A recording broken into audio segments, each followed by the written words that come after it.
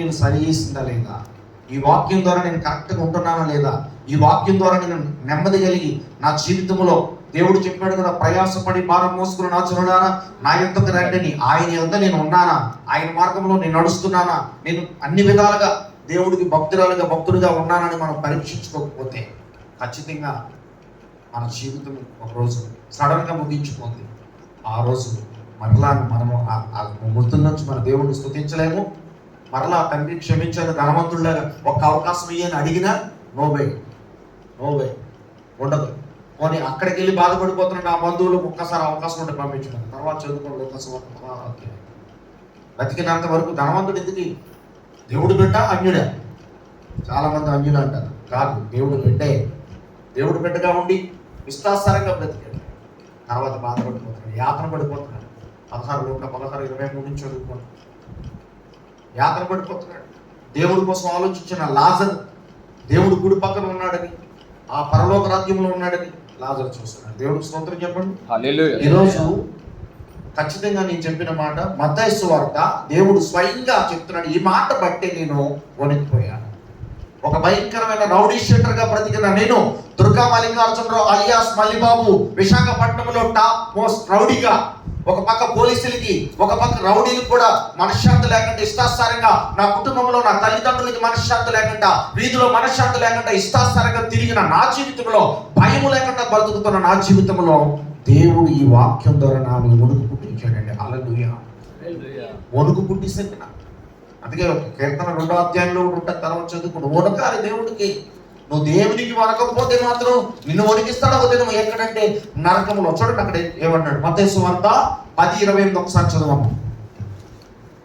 మరియు ఆత్మను చంపలేరక దేహమునే చంపు వారికి భయపడకుడికి గాని ఆత్మను దేహమును కూడా నరకములో నశింపజేయగలవానికి మిక్కిలి భయపడుడి. ఏమన్నాడండి? ఆత్మను చంపలేరక ఆత్మను దేహమును కూడా నరకములో వేసిన వాడికి భయపడమన్నాడు. ఇప్పుడు ఎవరు ఆత్మ నరకం, ఆ దేహం వెళ్తుందండి. ఆత్మ ఒక దగ్గర బతకాలి, అయితే నరకంలో అయితే.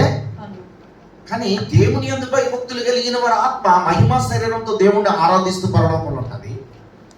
దేవుణ్ణి పక్కన పెట్టేసి యథార్థమైన జీవితం లేకుండా ఇష్టాసరంగా బ్రతికిన వారి శరీరం అంట ఆల్రెడీ తెస్సలోనికీలో రాసి పెట్టాడు. మత్తయి సువార్త 24వ అధ్యాయం కూడా చూసుకోండి. ఆయన రాకడ ఉన్నది, రహస్య రాకడ ఉన్నది, బహిరంగ రాకడ ఉన్నది, అది గుర్తుంచుకోండి. భక్తులు మాత్రం ఎంత పడతారని దేవుడు మాట్లాడుతున్నాడు. దేవుడికి స్తోత్రం చెప్పండి.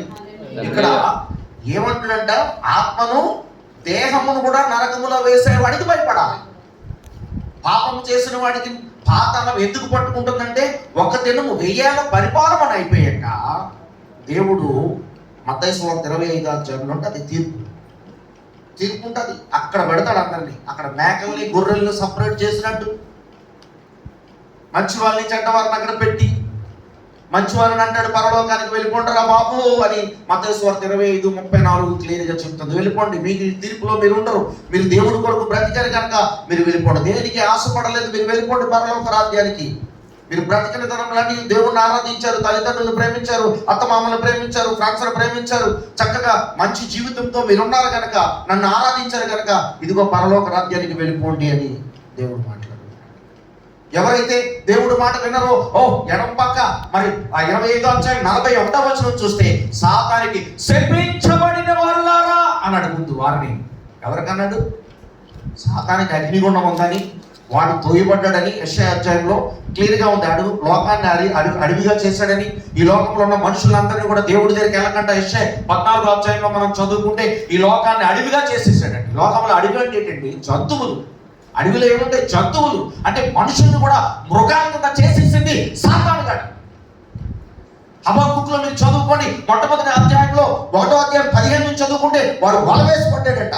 మొదటి యోహాను పత్రిక 4వ అధ్యాయము 4:4లో లోకంలో ఉన్నవాడు కన్నా నీలో ఉన్నవాడు గొప్పవాడు. లోకంలో ఉన్నవాడు లోక ఆశలతో ఏం చేశాడంటే మీకు దేవుడికి దూరం చేసేసాడు. లోపటున్న గొప్పవాడిని ఏర్పించడం మొదలు పెట్టాడు కనుక శపించబడిన వాళ్ళ నా మాట వినలేదు మీరు. నేను సృష్టించాను, నేను రక్షించుకున్నాను.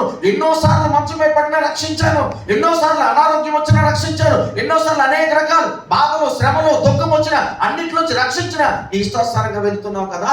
అందుకే నువ్వు నా మాట వినలేదు కనుక సాతానుతో పాటు వాడి దూతలకి నిజంగా చెప్పాలంటే మానవుడికి నిజంగా నిత్య అగ్ని లేదండి. మానవుడికి నిత్యాగ్ని లేదు. ఈ రోజు ఛాలెంజ్ చేసి చెప్తాను. ఎన్నో బహిరంగ సభల్లో నేను మాట్లాడాను కూడా. హిందూ, ముస్లిం, క్రిస్టియన్స్ మనము దేవుడు బిడ్డలము. దేవుడిని తెలుసుకున్న ప్రతి ఒక్కరు కూడా నిత్యాగ్ని తప్పించి పరలోక రాజ్యానికి వెళ్తాము. ఈ రోజు నీ ఇంట్లో గొడవలు, బాధలు, శ్రమలు, యుద్ధాలు జరుగుతున్నాయంటే సర్వకోటి సృష్టికర్త పరిశుద్ధుడు నిజమైన దేవుడు యేసు ప్రభు లేడు కనుక మీ జీవితాల్లో బాధలు పడిపోతున్నారు. ఒక దినము నువ్వు చనిపోతే నిత్యాగ్ని తప్పించుకోలేవని ఎన్నో సభల్లో నేను బలంగా చెప్పాను. చూడండి మత్తయి సువార్త, అక్కడ చూడండి, అక్కడ కుడిపక్క ఎడం పక్కన ఉందండి. మత్తయి సువార్త 25వ అధ్యాయంలో 34లో కుడిపక్క అండి. కుడిపక్కన వారు పరలోక రాజ్యానికి వెళ్ళిపోతున్నారు. అప్పుడు సమస్త జనములు ఆయన ఎదుట పోగు చేయబడుదురు.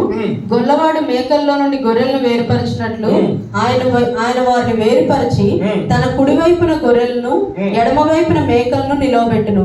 అప్పుడు రాజు తన కుడివైపున ఉన్న వారిని చూచి, నా తండ్రి చేత ఆశీర్వదింపబడిన వారులారా, రండి, లోకము పుట్టినది మొదలుకొని మీ కొరకు సిద్ధపరచబడిన రాజ్యమును స్వతంత్రించుకొనుడి. దేవుని స్తోత్రం. 40 చదవమంటారా? అప్పుడు ఆయన ఎడమ వైపు ఉండు వారిని చూచి, శపింపబడిన వారులారా, నన్ను విడిచి అపవాదికిని వాని దూతలకును సిద్ధపరచబడిన నిత్యాగ్నిలోనికి పోవుడి. అప్పుడు మీరు క్లియర్గా చదువుకుంటే మానవుడికి అగ్ని లేదు, మానవుడికి నరకమే లేదండి. అసలు శాపం మాత్రమే ఉంది. ఆదాము నుంచి శాపమే వెంటాడుతుంది. కానీ దేవుడు మాట వెనక అపవాది